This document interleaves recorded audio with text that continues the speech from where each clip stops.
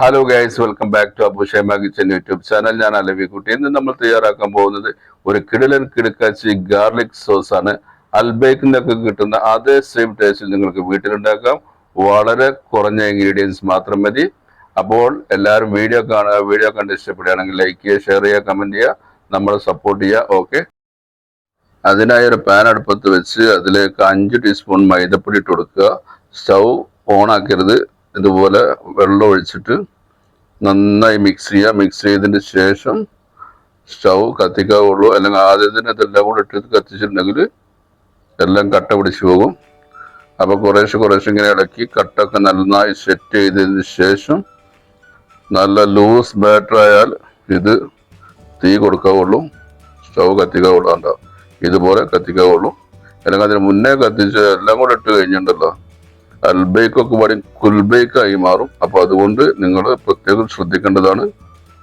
ഇതിൻ്റെ slow cooking ആണ് കൂടുതൽ.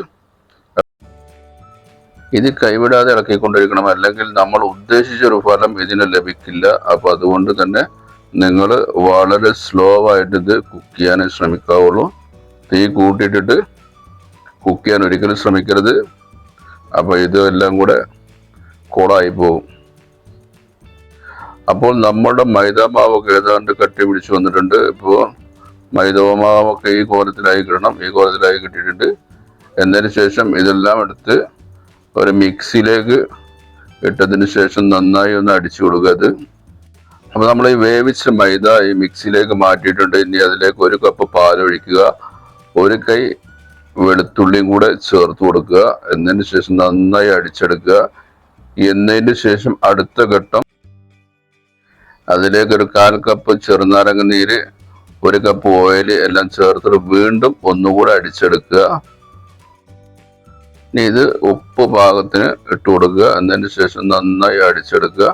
അടിച്ചെടുത്തതിന് ശേഷം നല്ല കിടിലൻ കിടക്കാച്ചി അൽബേക്കിനേക്കാളും ഉഷാറായിട്ടുള്ള സോസ് നമ്മൾക്ക് കിട്ടി. ഈ വെളുത്തുള്ളി സോസ്, ഈ ഗാർലിക് സോസ് എന്തൊരു സംഭവമായിരുന്നു തോന്നേണ്ട. വളരെ സിമ്പിളായിട്ട് നിങ്ങൾ വീട്ടിൽ തന്നെ ഉണ്ടാക്കിയെടുക്കാൻ പറ്റും. മുട്ട വേണ്ട, വേറൊരു സംഭവം വേണ്ട. വളരെ സിമ്പിളായ രീതിയിൽ നിങ്ങൾക്ക് കിടിലൻ ടേസ്റ്റിൽ നിങ്ങൾക്ക് ഉണ്ടാക്കിയെടുക്കാൻ പറ്റും. എല്ലാവരും ട്രൈ ചെയ്ത് നോക്കൂ.